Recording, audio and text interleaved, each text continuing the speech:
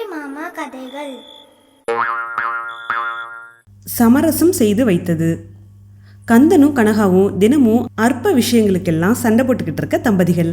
அக்கம் பக்கத்தவங்க அவங்களோட சண்டைகளை விளக்கியே அழுத்து போயிட்டாங்க. அதனால யாரும் அந்த கணவன் மனைவி சண்டை பத்தி கவலைப்படல. ஆனாலும் அவங்க 2 பேரும் சண்டை போடுறத நிறுத்தவே இல்லை.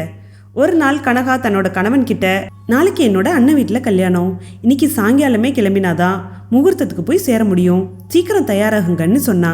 கந்தனோ, கண்டவன் வீட்டுக்கெல்லாம் போய் ஓசி சாப்பாட்டுக்காக நான் துடிக்க மாட்டேன், வேணும்னா நீ போய்க்கன்னு சொன்னான். அவளோ, வீட்டு மாப்பிள்ளைன்னு மதிச்சு தான் உங்களை கூப்பிட்டுருக்காங்க, நீங்கள் வரலைன்னா உங்களுக்கு தான் நஷ்டம், ஜரிகை பட்டு வேஷ்டியும் அங்கவஸ்திரமும் இல்லாமல் போயிடும், நான் போய் பட்டு புடவைய வாங்கிக்கிறேன், நீங்கள் ஒன்றும் வர வேணான்னு அலட்சியமாக சொல்லிட்டு கிளம்புனா. அப்போ கந்தன், இரு நானும் வரேன்னு சொல்லிக்கிட்டே அவளோட சேர்ந்து போனான். அந்த ஊருக்கு ஒரு அடர்ந்த தோப்பின் வழியாக தான் போயாகணும். தோப்புக்குள்ளே நுழைஞ்சதுமே முனியன்கிறவன் கந்தனை பார்த்து, கந்தா, உன்னோட தந்தை உன்னோட தங்கையோட ஊரில் படுத்த படுக்கையாக இருக்கிறாரு, நீ உடனே அந்த ஊருக்கு போகணுன்னு சொல்லிட்டு போனான். உடனே அவன், உன்னோட அண்ணன் வீட்டு கல்யாணத்துக்கு போக வேணாம், என்னோட தந்தையை பார்க்க என்னோட தங்கையோட ஊருக்கு போகலாம்னு சொன்னான். கனகாவோ, முடியாது, என்னோட அண்ணன் வீட்டு கல்யாணத்துக்கு தான் போகணும், அங்கே போனாதான் எல்லோருக்கிட்டையும் பேசி சந்தோஷமாக இருக்கலாம், உங்கள் ஊருக்கு போனால் எல்லோரும் கவலையோட முகத்தை தொங்கு போட்டுக்கிட்டு இருப்பாங்க, யார்கிட்ட என்ன பேச முடியும்னு சொன்னான். கந்தனோ, என்னோட தங்கையோட ஊருக்கு தான் போகணும், நான் உன்னோட கணவன், நீ நான் சொல்கிறபடி தான் கேட்கணும்னு கத்தினான். கனகாவோ, முடியாது, உன் பேச்சை நான் கேட்க மாட்டேன், நீ நான் சொல்கிறபடி தான் நடக்கணும்னு சொன்னான். கந்தனோ மனைவியோட பேச்சை கேட்டால் உருப்படவே முடியாதுன்னு சொன்னான். இப்படியே சத்தமான குரலில் அவங்க வாதம் செஞ்சுக்கிட்டு இருந்தாங்க. அப்போது பக்கத்தில் இருந்த புளிய மரத்தில் இருந்து ஒரு பிசாசு அவங்க முன்னாடி வந்தது. அப்போது கந்தன் அந்த பிசாசு கிட்ட, நீ ஏன் சொல்லு, இவ என்னோட மனைவி, நான் சொல்கிறத தானே இவ கேட்கணும்னு சொன்னான்.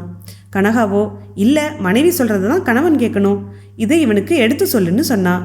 பிசாசும், ஒரு அறிவாளி சொல்கிறது தான் மற்றவங்க கேட்கணும், உங்களில் யார் அறிவாளின்னு கண்டுபிடிக்கணும், அதுக்கப்புறம் தான் நான் தீர்ப்பு சொல்ல முடியும், இருங்க இதோ வரேன்னு சொல்லி புளிய மரத்தில் ஏறி 2 பைகளை எடுத்துகிட்டு வந்து கொடுத்தது. அது அவங்க கிட்ட, இந்த பைகள் ஒவ்வொன்றிலையும் 50 தங்க நாணயங்கள் இருக்குது, இதை ஆளுக்கு ஒன்றா கொடுக்குறேன், 3 மாதங்களில் இந்த பணத்தை அதிகரிச்சுக்கிட்டு இங்கே வாங்க, அப்போ யார் அறிவாளின்னு சொல்கிறேன், அதுக்கப்புறம் தீர்ப்புக்கு 2 பேரும் கட்டுப்படணும், சம்மதமானு கேட்டுது. அவங்களும் அதுக்கு சம்மதிச்சோன்னே பிசாசு அவங்க கிட்ட ஆளுக்கு ஒரு பையா கொடுத்துட்டு போனுது. அதுக்கப்புறம் கனகா பிடிவாதமாக தன்னோட அண்ணனோட வீட்டு கல்யாணத்துக்கு போனா. கந்தனோ தன்னோட தந்தையை பார்க்க தன்னோட தங்கையோட ஊருக்கு போனான். கல்யாண வீட்டில் கனகா கிட்ட பிசாசு கொடுத்த பணப்பையை யாரோ திருடிட்டு போயிட்டாங்க. கந்தனும் தன்னோட தங்கையோட வீட்டில் பிசாசு கொடுத்த பையை ஜாக்கிரதையாக வச்சுக்காததுனால யாரோ எடுத்துகிட்டு போயிட்டாங்க. கனகாவும் கந்தனும் அவங்களோட ஊருக்கு திரும்பி வந்தாங்க.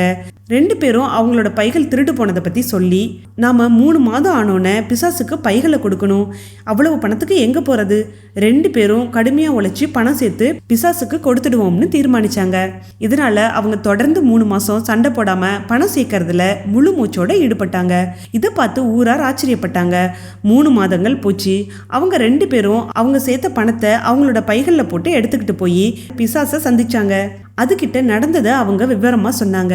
அதை கேட்ட பிசாசு பலமா சிரிச்சு, உங்களோட பைகளை திருடியது நான் தான், நீங்கள் 2 பேரும் சண்டை போடுறத மறந்து வேலை செய்யறதுல கவனம் செலுத்தினா பணம் சேர்க்கலான்னு உங்களுக்கு அறிவுறுத்த தான் இப்படி செஞ்சேன், இனிமேலும் சண்டை போடாமல் வேலையை செஞ்சு பணம் சம்பாதிச்சு சுகமாக இருங்கன்னு சொன்னுது.